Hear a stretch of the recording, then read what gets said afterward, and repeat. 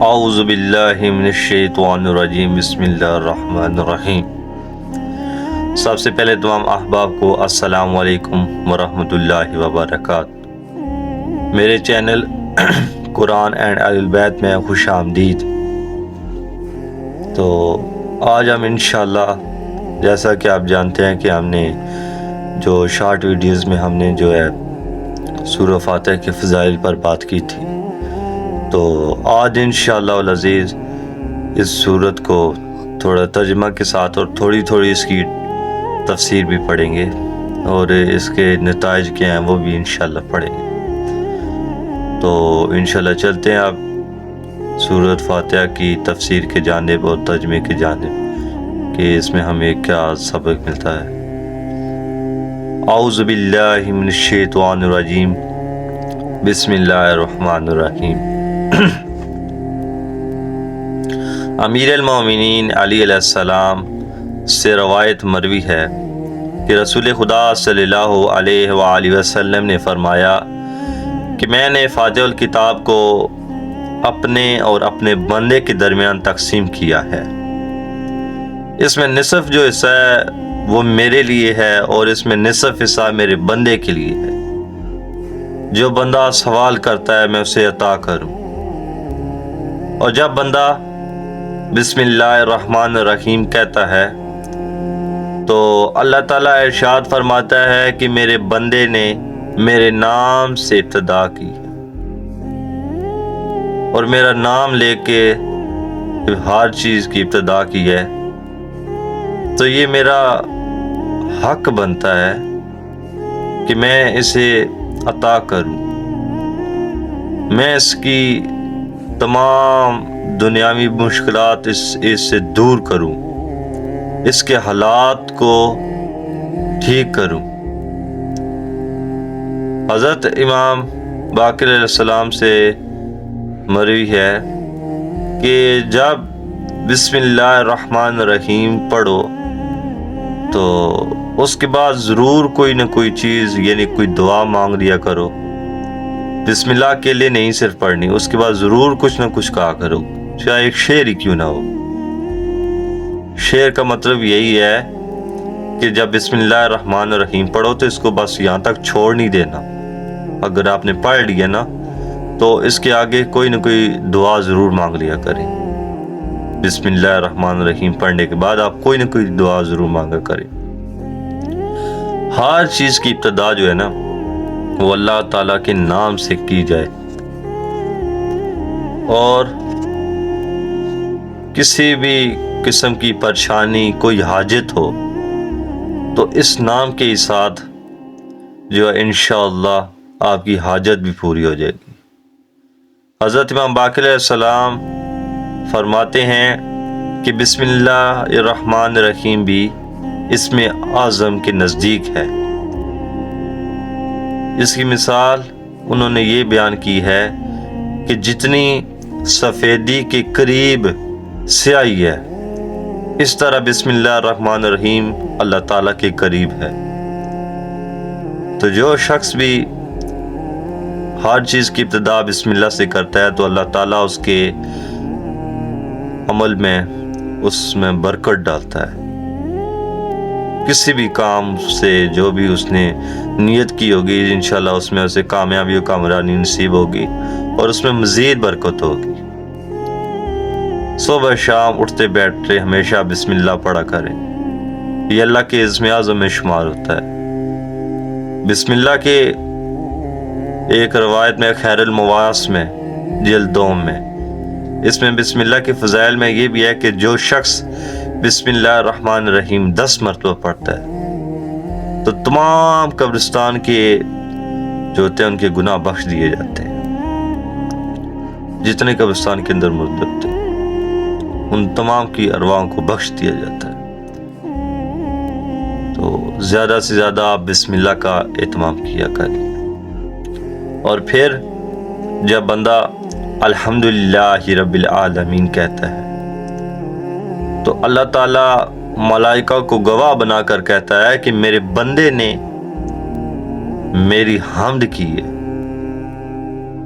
یعنی کہ میرے بندے نے میرا شکر ادا کیا اور اسے معلوم ہو چکا ہے کہ تمام تعریفیں جو ہیں وہ میری ہی ہیں، اور اسے یہ معلوم ہو چکا ہے کہ جو کچھ چیز بھی اسے عطا کی گئی ہے، جو بھی نعمتیں اسے عطا کی گئی ہیں وہ میری ہی عطا کردہ ہیں۔ تو یہ اس چیز کا یہ شکر ادا کر رہا ہے۔ یاد رہے کہ اللہ تعالیٰ نے اتنی ہمیں نعمتیں دی ہیں کہ ہم ساری زندگی عبادت کرتے رہیں، چاہے ہمیں 1500 سال کی عمر ہی کیوں نہ ہو، ہمیں کیوں نہ یہاں سے لے کر قیامت تک کے سفر کے لیے، دنیا کی ابتدا سے لے کر انتہا تک ہمیں زندگی ملے، ہم عبادت کرتے رہیں، تو ہم اللہ کی ایک بھی نعمت کا شکر ادا نہیں کر سکتے، ایک بھی نعمت کا ہم شکر ادا نہیں کر سکتے۔ ہمیں یہ جو اللہ تعالیٰ نے بولنے کے لیے زبان دی ہے، آنکھیں دیکھنے کے لیے دی ہیں، کان سننے کے لیے دی ہیں، یہ جو ہمارے جسم کی ساخت بنائی ہوئی ہے، ہم تو اس چیز کا بھی شکر ادا نہیں کر سکتے۔ یہ تو بات کی بہت چیزیں بنی ہوئی، بہت نعمتیں ہیں، اللہ نے اپنے عرش کے خزانوں میں سے یہ خزانے آپ کو دیے ہیں، تو کوشش کیا کریں کہ آپ شکر ادا کیا کریں، کیونکہ جتنا شکر آپ ادا کریں گے اتنی مزید برکت ہوگی۔ اگر آپ کو کچھ نعمتیں ملتی ہیں جیسے رزق ہے، تو اس میں آپ کو سخا بھی ہونا چاہیے، یعنی کہ جو آپ کے پاس رزق آتا ہے نا، تو اس میں سے اللہ کی مخلوق کے لیے بھی حصہ نکالا کریں، اس سے بھی شکر ادا ہوتا ہے۔ صدقہ خیرات کیا کریں، اس سے مزید برکت ہوتی ہے۔ حضرت امام علیہ السلام سے ایک قول مشہور ہے کہ انہوں نے فرمایا کہ انہوں نے رزق کے بارے میں یہ مثال دی ہے کہ آپ دیکھتے ہیں کہ جب تالاب یعنی کہ پانی یا کوئی سمندر یا دریا، ٹھیک ہے، جب اس کا پانی رفتار پکڑتا ہے، جتنا پانی بہتا رہتا ہے، اوپر سے اور پانی آتا رہتا ہے۔ رزق کی بھی یہی جو ہے وہ ایک کنڈیشن ہے کہ جب جتنا رزق آتا ہے نا، اگر آپ جتنا رزق اللہ کی راہ میں خرچ کرتے رہیں گے، اس سے زیادہ، اس سے دگنا اللہ پاک آپ کو دیتا رہے گا۔ یہ سیلاب سمندر کی طرح رزق ہے، اور جو شخص یہ رزق کو اپنے پاس محدود رکھ لیتا ہے نا، تو پھر اسے رزق بھی ایک مدت کے مطابق ہی ملتا ہے۔ تو جتنا آپ شکر ادا کریں گے اتنا ہی آپ کو مزید ہر چیز میں کامیابی ملے گی، ہر چیز آپ کو ملے گی، اور آپ کی سوچ سے بالا ہو کر ملے گی۔ وہ کہتے ہیں نا، جب اللہ دیتا ہے تو چھپڑ پھاڑ کے دیتا ہے، اسی طرح ہی دیتا ہے۔ تو جو بھی اللہ پاک نے آپ کو نعمتیں عطا کی ہیں، ان کا آپ شکر ادا کیا کریں، ان کے لیے شکر جتنا آپ کریں اچھی بات ہے۔ ویسے آپ تو بات وہی ہے کہ ہم دنیا کی ابتدا سے انتہا تک چلے جائیں نا، تو ہم اللہ تعالیٰ کا شکر ادا نہیں کر سکتے، تو پھر بھی آپ شکر ادا کیا کریں گے، اس سے اچھا ہوتا ہے، آپ کو مزید برکت ہوگی۔ اور جب بندہ الرحمن الرحیم کہتا ہے تو اللہ تعالیٰ فرشتوں کو گواہ بنا کر کہتا ہے کہ میرے بندے نے میرے رحمان اور رحیم ہونے کی گواہی دی، کہ میرے بندے نے مجھے رحمان کہا ہے، رحیم کہا ہے، تو میں اسے اپنی رحمت سے اسے حصہ دوں گا، اور اپنی رحمت سے اس کا مزید حصہ بڑھاؤں گا۔ جب انسان گنہگار ہوتا ہے نا، تبھی اسے احساس ہوتا ہے کہ رحمت کیا چیز ہوتی ہے۔ اللہ تعالیٰ 70 ماؤں سے زیادہ پیار کرتا ہے جب انسان گنہگار ہوتا ہے۔ اللہ بھی جانتا ہے نا، اسی لیے تو اللہ پاک نے पहले ही से सब कुछ तय करके रखा हुआ है कि इंसान गुनहगार भी होगा, ये भी होगा। तो देखो, इंसान जब गुनहगार होता है तो अल्लाह पाक ने उनके लिए रमज़ान का तोहफा भी भेजा है कि जिसके ज़रिए हम अपने गुनाहों की माफ़ी मांग सकते हैं। रमज़ान के ज़रिए सगीरा कबीरा गुनाह माफ़ हो जाते हैं। रमज़ान में जितनी इबादत करेंगे उतना ही सवाब होता है। इससे अल्लाह पाक रहमान रहीम जो है बहुत फिर रहमान है, बहुत रहमत वाला है। फिर आपके ऊपर इस तरह रहमत बरसाएगा कि आपको गुनाह की एक झलक भी नहीं दिखाई देगी। इस कदर रहमान रहीम है। ऐसे तो नहीं ना अल्लाह पाक 70 मौत से ज्यादा प्यार करता।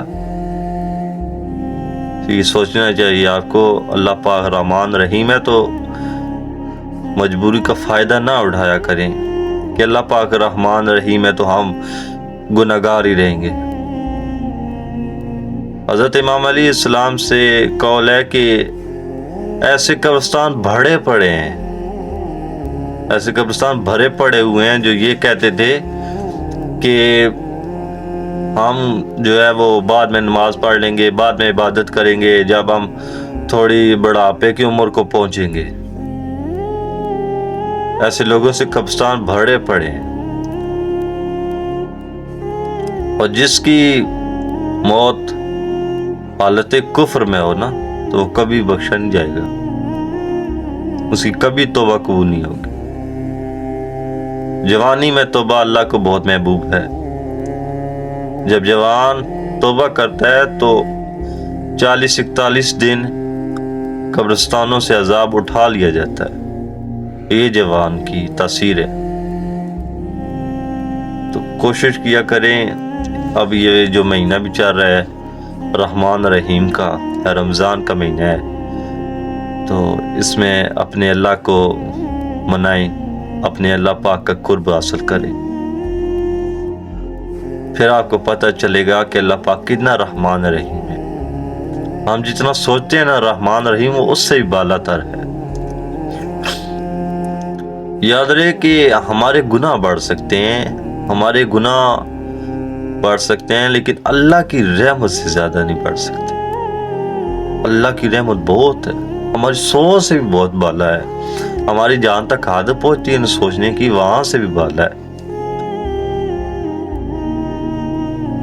तो कोशिश किया करें कि आप, अब माह रमज़ान जो चल रहा है तो इसमें हर जवान को चाहिए कि वो अल्लाह का कुर्ब हासिल करे, अल्लाह की इबादत करे। अल्लाह रहमान रहीम है, गुनाहों को बख्शने वाला है। कोशिश किया करें कि आप नमाज पढ़ा करें, अल्लाह का कुर्ब हासिल करें। और जब बंदा मालिक यौमिद्दीन कहता है तो अल्लाह ताला इरशाद फरमाते हैं अपने मलाइका को गवाह बनाकर कि मेरे बंदे ने यौम आखिरत के दिन मालिक होने का, मेरे मालिक होने का इतराफ़ किया है कि आखिरत के दिन का मालिक अल्लाह ताला है। ये सब का ईमान है मालिक यौमिद्दीन, कि यौम आखिरत यौम महशर का मालिक अल्लाह ताला ही है, क़यामत का मालिक अल्लाह ताला है। तो अल्लाह ताला इरशाद फरमाते हैं कि मैं इसे दुनियावी परेशानियों से महफूज रखूंगा और दुनियावी परेशानियों को हमेशा दूर रखूंगा। इसके अलावा आखिरवी जो नेमात है वो भी दूंगा, और इसका क़यामत के दिन हिसाब जो है वो कम कर दूंगा, कम उसका हिसाब करूंगा, और उसके बाद इसे दरगुजर करूंगा। ये है मेरे अल्लाह पाक की शान। ये बहुत बड़ा रहमान है, रहीम है, करीम है, खालिक मालिक है, राज़िक गफूर रहीम है। तो हमें चाहिए कि हमें ये तो ईमान है ना कि एक दिन हमने सब ने मरना है। सब मुसलमानों ने एक साथ क़यामत वाले दिन उठना है और अल्लाह के यहाँ पेश होना है। अल्लाह के हुजूर, अल्लाह की बारगाह में हमें ज़रूर पेश होना है। यह हर मुसलमान का अक़ीदा कि हमने अल्लाह के यहाँ पेश होना है। तो आज इंशाअल्लाह इस वीडियो में इतना ही काफ़ी है। इंशाअल्लाह अज़ीज़ मज़ीद ऐसी वीडियोस हम आपको देते रहेंगे और इसके फ़ज़ाइल पर भी बात करेंगे, इसकी जो मज़ामीन उन पर भी बात करते रहेंगे कि इनसे हमें सबक क्या सीखना चाहिए। तो हमने इन आयात में पॉइंट हमने आपको इसका तर्जुमा भी बताया है, तफसीर भी बताई है और इसका जो है वो सब कुछ बता दिया है कि हमें क्या करना चाहिए और इससे हमें सबक क्या मिलता है वो भी हमें बताया। तो उम्मीद है कि आपको हमारी ये वीडियो पसंद आई होगी। तो इंशाल्लाह मज़ीद ऐसी वीडियोस लेकर रहेंगे। तो इसके लिए आप कोशिश किया करें कि हमारी वीडियोस को सब्सक्राइब कर दिया करें ताकि हमारी जो नई वीडियोस हैं उनका नोटिफिकेशन आपको मिलता रहे। और अपने दोस्त अहबाब को भी ये वीडियोस शेयर किया करें ताकि वो भी इससे इल्म से इस्तिफ़ादा हासिल कर सकें। रमज़ान करीम का बाबरकत महीना है, जितना आप इसमें इल्म सीखेंगे इतना ही आपके लिए बेहतर है। इसमें मज़ीद अजर सवाब है क्योंकि ये 1000 महीनों से भी बहुत बड़ा महीना है, 1000 महीनों से अफजल महीना है माह रमज़ान। ये तो अल्लाह की अता करदा है कि हमारे नबी हज़रत मोहम्मद सल्लल्लाहु अलैहि वसल्लम की इस उम्मत को नसीब हुआ है। अल्लाह पाक की शान। उम्मीद है आपको वीडियो अच्छी लगी। शुक्रिया। अल्लाह हाफ़िज़।